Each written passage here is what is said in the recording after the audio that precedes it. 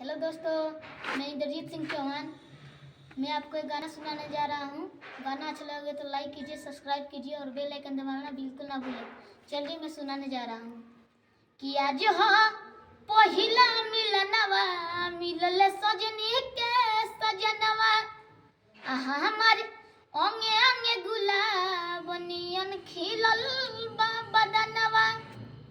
आ सुनी सुनी भगवान जन बिहान होके दी कि आज राजा जी के कोरवे में जवान होके दी।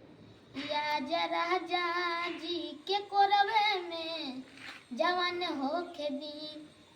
राजा जी के ओठावा में ओठ जब साटी, अब भुकुर भुकुर बोरी हमरा दिलवा के बाती।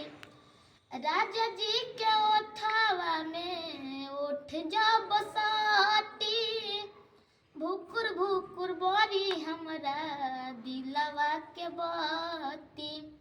कि रात भर लभ के दरियावे में नहान होके दी कि आज राजा जी के कोरवे में जवान होके दी। आज राजा जी के कोरवे में जवान होके दी। धन्यवाद। बंद कर दो।